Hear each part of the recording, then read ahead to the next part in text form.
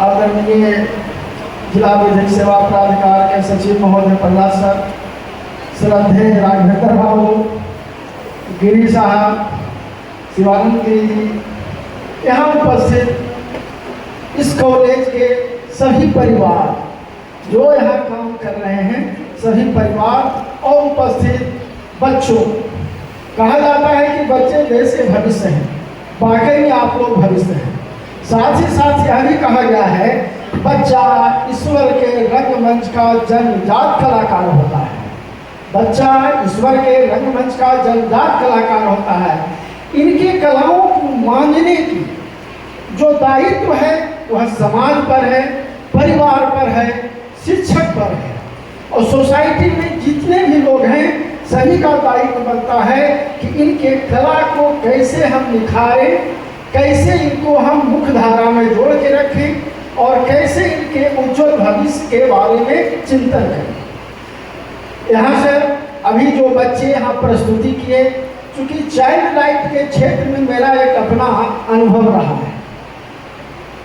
97 से इस फील्ड में काम कर रहा हूँ और बच्चों के अधिकार के लिए कार्यपालिका, न्यायपालिका या सिविल सोसाइटी सभी के साथ मिलकर काम करने का अनुभव रहा है। राघवेंद्र सर यहाँ हैं, बहुत कोऑपरेशन इनका रहता था, खास करके बच्चों के प्रति इनकी संवेदनशीलता को मैं शब्द में नहीं कह सकता कितने बच्चों के प्रति जागरूक और संवेदनशील थे। बच्चों जब अवेयरनेस की बात चलती है, कानून तो बहुत सारे हैं, मुख्य रूप है कि कानून की जागरूकता, कानून जानने का तरीका क्या है।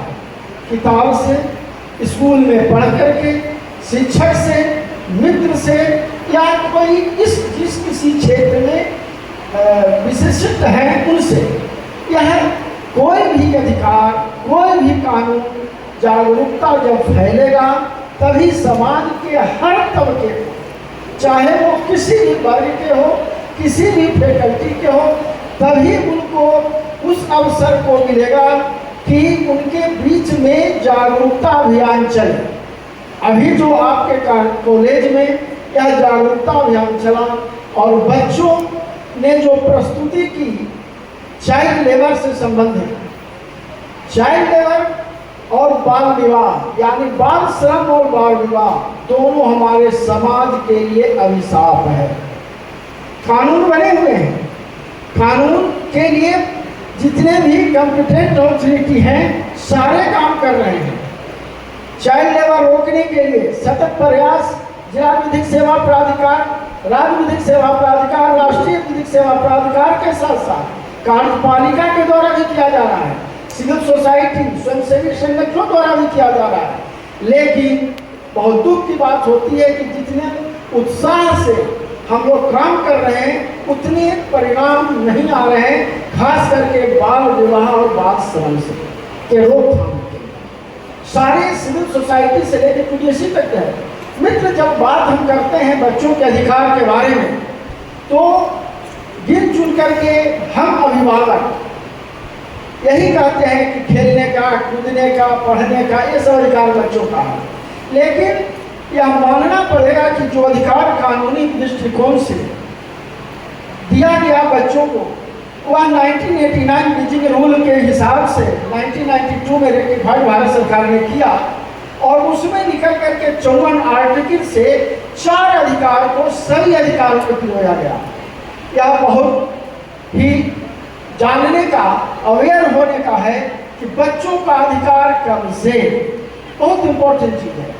हमारे मित्र जब भी ट्रेनिंग में चर्चा हम लोग करते हैं, कोई कहते हैं जन्म से, कोई कहते हैं 5 वर्ष के बाद, कोई कुछ कहते हैं, लेकिन कानून क्या कहता है? कानून कहता है कि बच्चों का अधिकार गर्भ से, जिसने गर्भ में आ गया वहीं से उनका अधिकार सुरक्षित हो गया और वो अधिकार माता के न्यूट्रिशन से, माता के टीकाकरण के माध्यम से, डॉक्टरी चिकित्सा से हम उसको प्रोटेक्ट करते हैं। तो जीवन जीने का अधिकार, 4 अधिकार में जीवन जीने का अधिकार, यह कब से? गर्भ से। तो जीवन जीने का अधिकार गर्भ से है, न कि बच्चा पैदा होने से है या 5 साल से। जीवन जीने का अधिकार, राइट टू सर्वाइवल। अब आता है राइट टू प्रोटेक्शन, सुरक्षा, चाहे जिस किसी माध्यम से सुरक्षा दें, गर्भ में है तो भी माता को निर्देश रहता है चिकित्सक के द्वारा, बड़े बुजुर्ग के द्वारा कि उनको क्या खाना चाहिए, क्या खाना चाहिए, क्या न। केवल वो गर्भवती माताएं बहनों के लिए नहीं है, वो गर्भ में पल रहे बच्चों के लिए भी है, तो उनको सुरक्षित है। अब होता है विकास का अधिकार, यानी right to survival, right to protection, right to development, right to development, विकास का अधिकार। अब उसमें कई चीजें आती हैं। विकास के अधिकार में पढ़ाई लिखाई से लेकर के चिकित्सा से लेकर सारी चीजें हैं। और चौथा अधिकार है बच्चों, राइट टू पार्टिसिपेशन, सहभागिता का अधिकार। और यह अधिकार ही समाज के स्वस्थ नींव की कामना करता है, क्योंकि बच्चों को जब तक हम सहभागिता का अधिकार सुरक्षित नहीं करते हैं, राइट टू पार्टिसिपेशन नहीं देते हैं, तब तक के बच्चे अपनी बात को कहने में झिझकते हैं। स्थिति हो क्या रहा है, जब संयुक्त परिवार की कल्पना था, संयुक्त परिवार चलता था, उसमें दादा दादी, चाचा चाची, बुआ, सारी लोगों के दायित्व बनता था बच्चों को कहीं ना कहीं अलग से कैटरिंग करने का। और अब न्यूक्लियर फैमिली का दृष्टिकोण से अगर देखें तो दंपति दोनों कमाने में तो बहुत व्यस्त हैं, पति पत्नी दोनों कमा रहे हैं, लेकिन बच्चों को क्या राइट टू पार्टिसिपेशन दे रहे हैं, नहीं दे रहे हैं। हम जितने भी यहाँ अभिभावक के रूप में हैं, यह जरूर संकल्प करें कि राइट टू पार्टिसिपेशन बच्चों को हम निश्चित सुनिश्चित करें। कुछ नहीं है, मैं अपना अनुभव बताता हूँ, मेरे भी 2 बच्ची 1 बच्चा, कुछ नहीं, चूंकि वकालत एक ऐसा पेशा है कि जिसमें 22-24